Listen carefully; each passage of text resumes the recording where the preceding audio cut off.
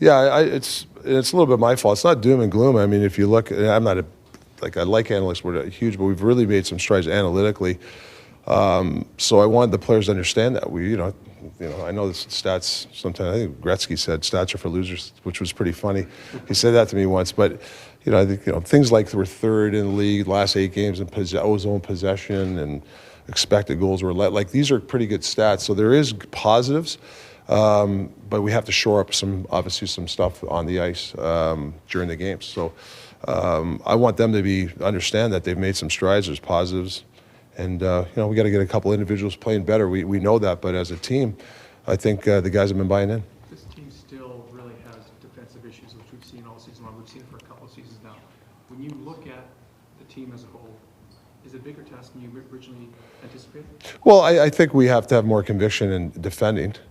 But I think, there's some times where I think we've done a nice job and, all of a sudden we're down 2-0 and there's, and not to blame the goalies, there's only been 3 shots after 10 minutes. Like we've done a good job there. So, but to me, it's the egregious mistakes. Like it's if a guy makes a mistake, it's the second guy that makes even a worse mistake and then it's in your net. So if we can shore up, it's a game of mistakes. People make mistakes.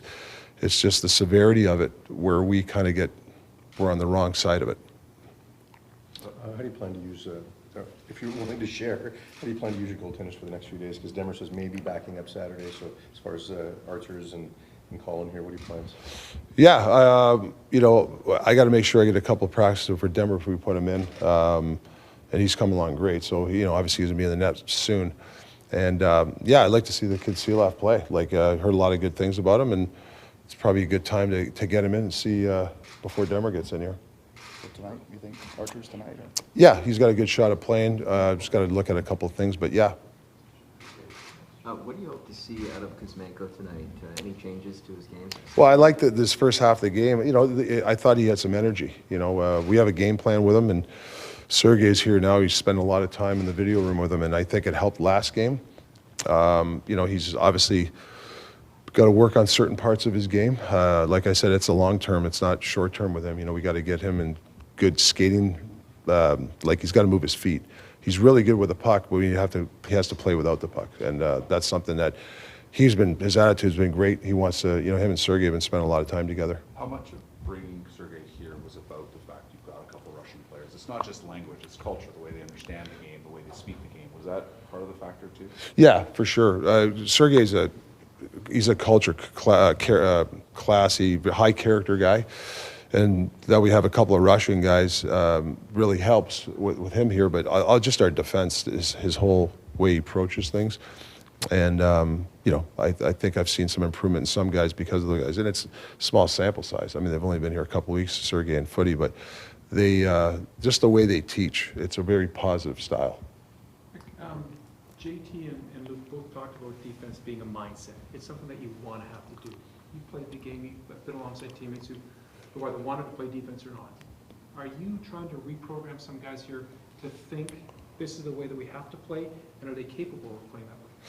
Well, you can't win, without good defense, and that's I use the word conviction.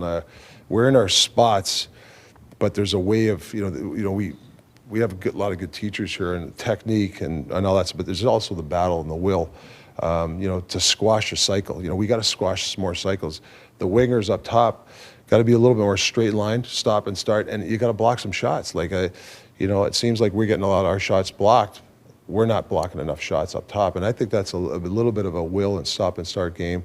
That's his habits. That's just, whether it's months and months doing the same thing, it's going to take a while to make guys understand a stop and start game. Will make the other stuff on the other end more fun to play because you'll have the puck more. So I think we just got to have and they're right, we have to have a little bit of a better conviction when we do defend. I know it's only been a few games and there is a language barrier, as you mentioned, but have you been able to establish a connection with Kuzmenko at all, and can you describe what that's been like? Great. He's been in my office the last 3-4 days, especially with Sergei here.